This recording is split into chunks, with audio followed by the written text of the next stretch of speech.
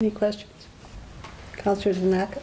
The people that you're interviewing for the rec board, are they local or are they coming from like Edmonton or something? One candidate has from southern BC. One candidate is currently local, and one candidate is in Ontario, however previously lived here and worked here and wants to come back. Because, you know, Ontario people love us out here. Any other questions? All in favor? That's carried. Councillor Long? Nothing to report this time. Councillor Panasik? You've got my written report there at the Watershed Council meeting. We did the promotional event for the watershed with the rain barrels. Had a river housing policy subcommittee meeting to participate in, and a Heart River housing meeting. And I put the highlights there. I don't know if there's anything. Any questions? Councillor Emter? The rain barrels were a hot topic. I think they were gone an hour before the place were open or available. I'm not sure. I came to help flip burgers if they needed, and they were gone. Yeah, I know people that were in the lineup, and they were disappointed they were gone so quick. I believe the town of Slave Lake had an incentive program years ago that the residents could approach the town and they got them at a discount. It's a great recycling program. It's something that I don't know if we'd be willing to pursue or not, but I love the concept. Did they get that money from RBC's water The for Blue life? Water, The Blue Water? yeah, that's RBC Blue Water is the ones that fund it, and that's what subsidized the costs of the rain barrels. And we talked about it and said, you know what, they were in high demand. We'd do two things differently. Number one is order more rain barrels earlier. We bought every rain barrel that we could get through our home hardware, and we split them between High Prairie and Slave Lake. And we would raise the price a little bit. I mean, they're regular 110 or 15 bucks, and we're selling them for 25, maybe even selling them for 40 or 50, and go from there. So we learned a lot from doing it that way. And again, it was there to promote watershed and water management and being ecologically friendly. So I think we did some of that, but we do know from being there that we had some people that were upset. But at the same time, people that came at 10 o'clock and they were already gone, and that's when we were supposed to start selling. We had people lined up there when I showed up, and we pulled out of the truck. They were, "Where's the rain barrels? Can we get them?" We said, "No, we got to wait." And we started lining them up. By 9:30, we had 60, 70 people in a line. They were almost out to the road from the home hardware. And we said, there's no use waiting and keeping these guys waiting. So we just went ahead and sold them and told everybody, if you came late, it's not too bad. I mean, hopefully we'll get some grant funding and be able to do it again next year. Can the town apply to the RBC, Waters for Life? I don't know. I'm not sure. All right. How many did you have? 30. I probably wouldn't go too far. Any other questions regarding Councillor Panasik's report? Want to move for information? I move my report for information. All in favor? That's carried. Councillor Rose? You guys have my report. Anybody have any questions?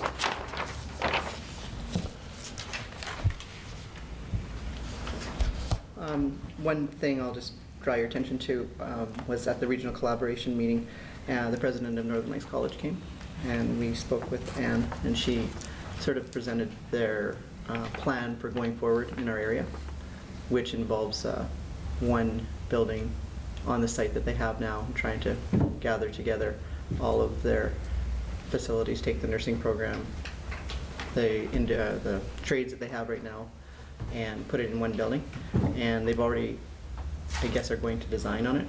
And they've got a intention to allow it to expand a bit, but I mean, they only have that piece of land unless they decide to go forward somewhere else, but that's just being presented to the minister, that's not approved.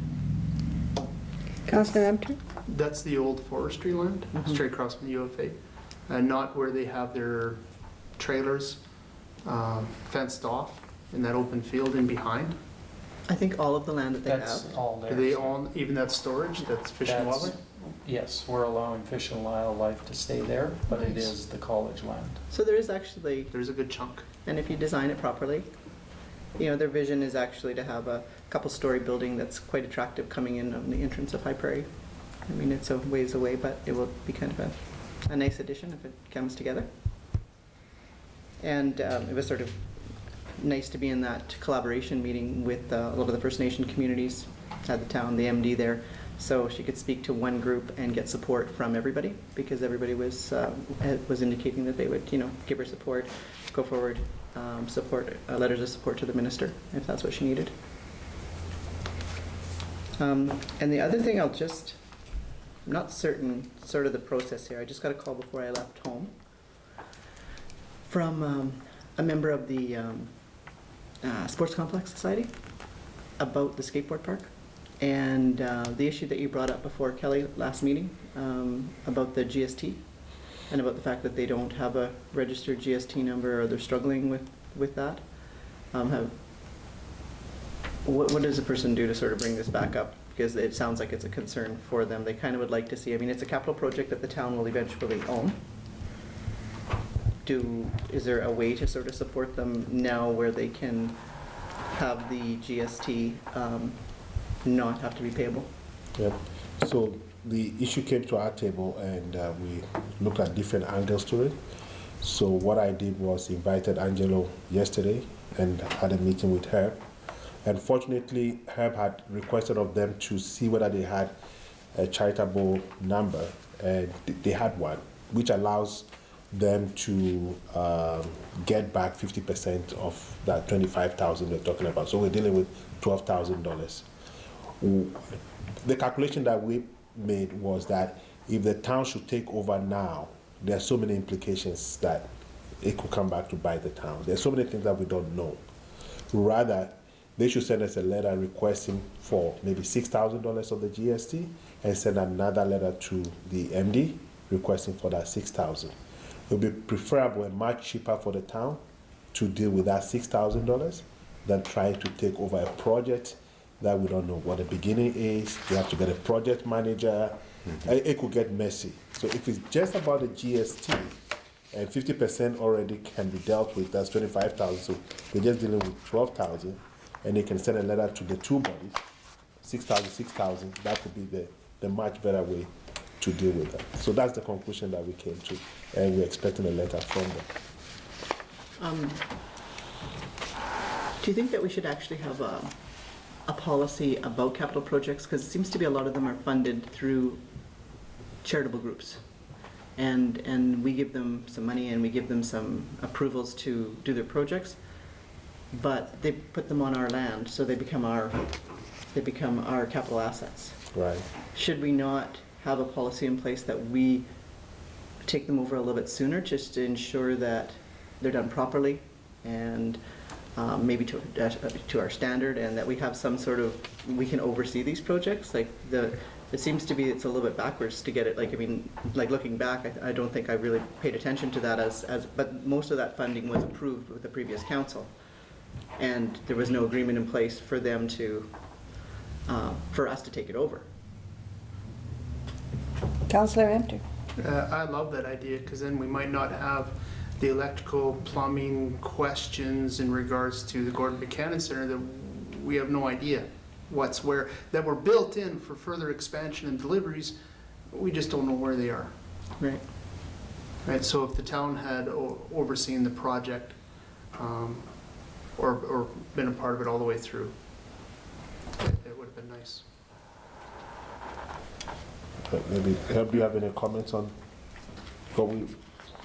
Well, Kelly, you pretty much hit the nail on the head. It will be, there's all sorts of unforeseens if the town takes it over now. There's the charitable donation component, which the skateboard park has been handled. We don't know who's going to donate. The liability of the project now is in the society's hands, it's not in the town's hands, so if something gets screwed up, the town's not on the hook, the society's on the hook. Angelo and Dave Crooks, both of them have been involved in project management. If the town takes it over, our practice is to hire professional project managers, because that's the professional way to go about it. My own feeling is, I hope we never encounter this sort of thing again when we have a society or some other nonprofit group doing what should be a project that the town should take ownership for. So, do we need a policy? I don't think we do need a policy. I just think that we just remember that whenever it comes a time to contemplate doing a capital project. If it's a town asset, the town should take ownership of it right from the very beginning. Wasn't done with the skateboard park. It's an isolated kind of event. I don't think it's ever going to happen again. I hope it doesn't happen again, because as you alluded to, the best course of action is for the town to take the project right from square one, and do it professionally, get it done professionally. I think we're just going to have to deal with the skateboard park as it is. I think that the best solution is to let Angelo Murphy and Dave Crooks continue on with their plan. They need $12,000 to cover the GST, $6,000 from the town, $6,000 from the MD. Be a lot simpler than taking over the project. It may sound fine to talk about it. I can tell you it's a real big headache for the administration, and it could very be a big headache for you as a council when they come back to you and say, oh, it's going to cost a lot more than what they could figure out because this wasn't done and this wasn't done. We have to hire a professional project manager, and there's a cost for that. You got to remember, we are entrusted with a fiduciary duty with the town's money and the public's money, so we just can't like maybe a nonprofit group. Our standards are, we stick to. I agree that taking a project on midstream, it's a tough time to sort of take it on, but I hope that would be open to if they presented something that was workable. If it was not the $6,000 GST, it would be a different story. But right now, it's isolated to just $6,000 for the MD and $6,000 for the town of High Prairie. If there's something else that's involved and they're not telling us about it, we don't know, but we would need to. If it's just the $6,000 or $12,000 total, the best solution is an extra grant for $6,000 in the town's part. The MD kicks in another $6,000. And go on the merry way and continue as it was planned. Yes. How was the pool constructed then? Because that was fundraised through the Sports Complex Society as well, right? Did the town take on that project, or did the Sports Complex Society take on that project? I don't know that I agree that we're not going to have these fundraising projects. I think that's the only way in a small community that we're going to get things, right? Because we've already sort of said we have no money. Everybody knows we have no money.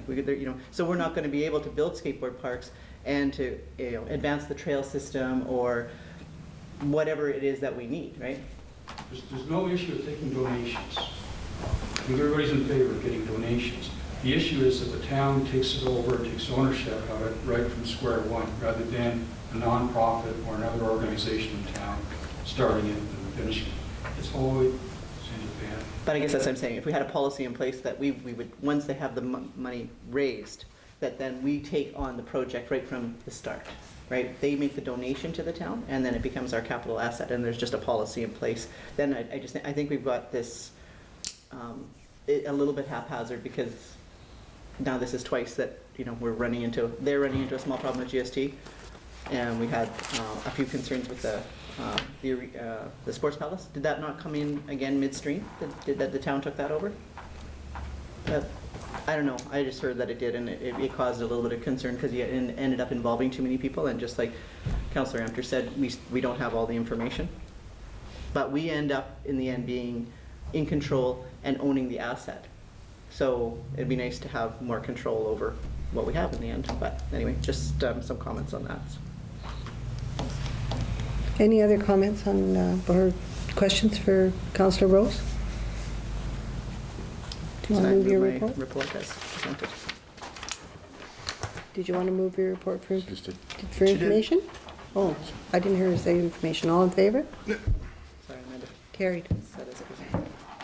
You just said presented instead of information. Just a quick information, as per motion that we bring in Dave McCray for intermunicipal development planning process, both the MD and us. I talked to Dave and he's willing to come July 9 and start at 6 o'clock till 7 to talk about the intermunicipal development planning process. It's a motion of Oh. council. So if that works with you, then When we'll is set up a that? special council July meeting. 9. July 9, 6 to 7, and then our meeting starts at 7. So we adjourned and then moving in camera for the last bit? Oh, right before council. Make a motion to move in camera. Oh, okay. July 9th, you're saying? Yeah. I make a motion to go on camera. Oh, we can't go to the bathroom first? No, but then Make they'll the have to all motion, leave and we'll have time to go potty. That's So all I'm what time? recording. 6, 6 o'clock? yeah, till 7. Then 6 our to 7. We have council at And 7. it's municipal planning? Intermunicipal development plan. Intermunicipal? Yes. Oh, okay, Yeah. I want to intermunicipal. get the bill cost. Where is it cheaper. going to be at? Here. And then after that, we have our regular council meeting. So that bill cost, you can make it.